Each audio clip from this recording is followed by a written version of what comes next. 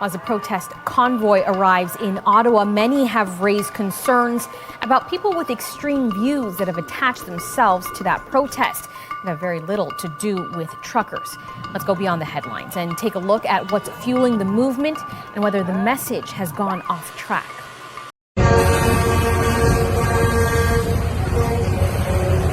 Well, this is Friday night.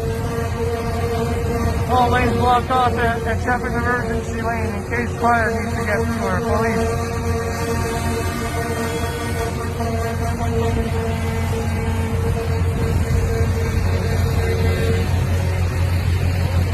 Well, it goes all the way down to Metcalfe Street.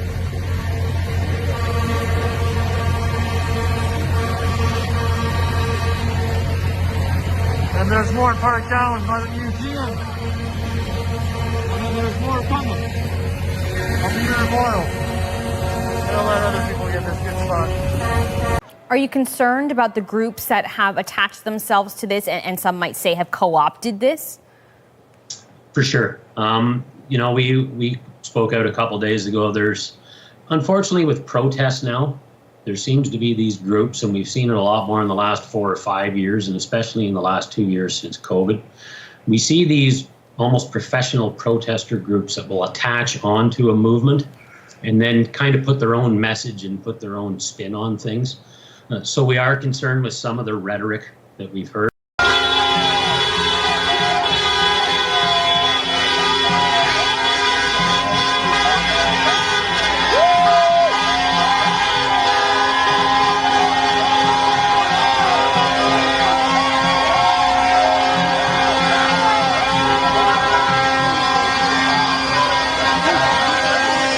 Unfortunately, the issue Mike raised about the cross-border mandate has entirely been lost now because the far right grabbed onto the idea, stole it, and have now associated it with extremism and are kind of associating truckers in this convoy with extremism, which is not fair at all to truckers, right? Not fair at all to real truckers.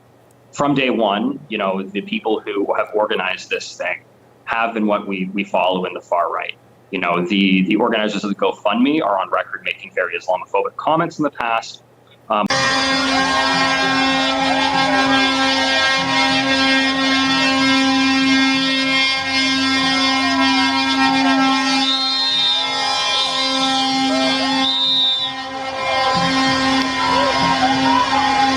So we have not just a couple bad apples involved here, but the organizers themselves and some of the loudest spokespeople for this rally are bad apples. And all of the bad apples that we monitor in Canada, because they are members of hate groups and so on and so forth, have come to support this rally. So that's the big issue here, right? I think Mike has a genuine point about talking with the government about these vaccine mandates. I don't have a position on it one way or the other, but it seems like a reasonable thing that adults can have a conversation about.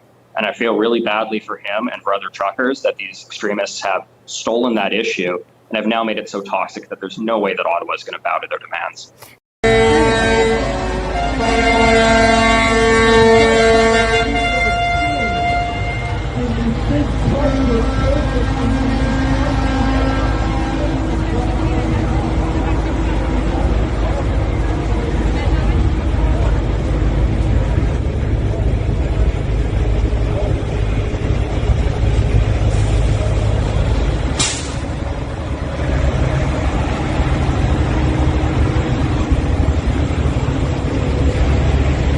So, Mike, hearing who exactly we're dealing with in some of these groups, is it enough to say, we denounce this rhetoric, we don't agree with these far-right extremists and racists, or is it time for that protest, if they really do want to have that conversation, to physically separate themselves and say, we're going to go somewhere else because we just don't want to be in the same space or even in the same sentence as these folks?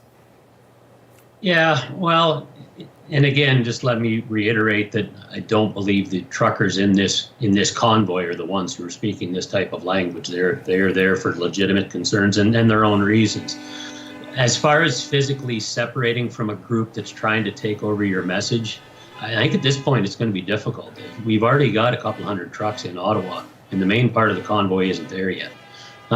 So if they're going to do it, we got convoys coming from multiple different areas of the country that are converging on Ottawa.